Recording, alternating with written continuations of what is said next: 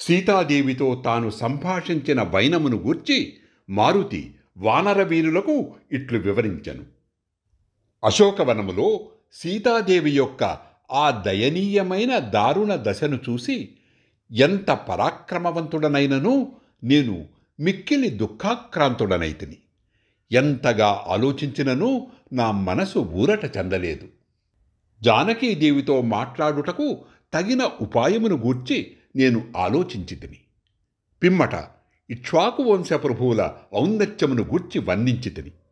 రాజర్షిగణ పరంపరను గూర్చి నేను నుడివిన ఆ పలుకునను సీతాదేవి విని తన నేత్రములు అశ్రుపూర్ణములు కాగా నాతో ఇట్లనెను. ఓ వానరోత్తమ, నీవు ఎవరు? నిన్ను పంపినదెవరు? ఇచటికి ఎట్లు వచ్చితివి? నీకు శ్రీరామునితో మైత్రి ఎట్లు పొసగినది? ఈ విషయములనన్నింటినీ పూర్తిగా వివరింపు.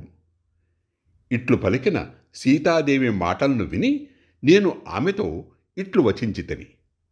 ఓ దేవి, సుగ్రీవుడను వానర ప్రభువు నీ భర్త అయిన శ్రీరామునకు సహాయకుడు. అతడు మహాబలపరాక్రమ సంపన్నుడు. నేను ఆ సుగ్రీవునకు భృత్యుడను. నా పేరు హనుమంతుడు. అసహాయసూరుడును నీ భర్తయు అయిన శ్రీరామచంద్ర ప్రభువు నిన్ను వెతుకుటకై పంపగా నేను ఇతటికి వచ్చి తిని. ఓ పూజ్యురాల, పురుషోత్తముడు శ్రీమంతుడు అయిన శ్రీరాముడు ఆనవాలుగా ఈ అంగుళీకమును నీకిమ్మని తాను స్వయముగా ఇచ్చాను. ఓ దేవి, నేనేమి చేయవలనో దయతో ఆజ్ఞాపింపుము.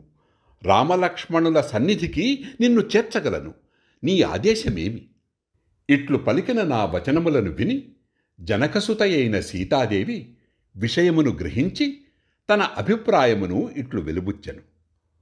ఓ కపీశ్వర, రాఘవుడు రణమున రావణుని సంహరించి నన్ను తీసుకొని వెళ్ళుట యుక్తం.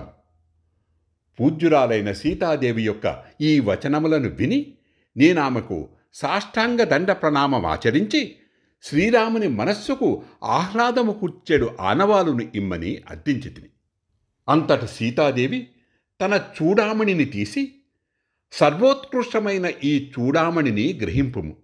దీనిని చూచి ఆజానుబాహువైన ఆ స్వామి నిన్ను సాదరముగా అభినందించును అని నాతో నుడివెను.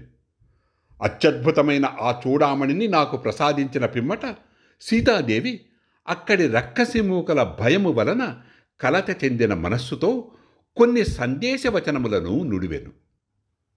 పిదప జనకపుత్రిక అయిన సీతాదేవికి నేను ప్రదక్షిణపూర్వకముగా ప్రణమిల్లి సావధాన చిత్తుడనై అచట నుండి బయలుదేరుటకు సంసిద్ధుడనైతిని. అంతట ఆ దేవి లోలోన బాగుగా ఆలోచించి నాతో మరల ఇట్లు పలికెను. ఓ మారుతి, ఇచటి నా సంకట పరిస్థితినంతయు రాఘవునకు నివేదింపుము. మహావీరులైన రామలక్ష్మణులు ఇరువురును సుగ్రీవ సహితులై ఇచటికి వచ్చునట్లు చూడుము. నేను జీవించున్నది 2 మాసములు మాత్రమే. వెంటనే వారు ఇచటికి రానిచో శ్రీరాముడు నన్ను చూడజాలడు. నేను ఈ రాక్షసుల మధ్య దిక్కులేని దానివలే తనువు చాలింతును. సీతాదేవి యొక్క జాలిగొలుపు ఆ దైన్యవచనములను వినగానే నాకు అచటి వారందరిపై పట్టరాని కోపము వచ్చినది. సీతాదేవి వద్ద సెలవు గైకొని నేను చేయవలసిన మిగిలిన కార్యమును గూర్చి ఆలోచించసాగితిని.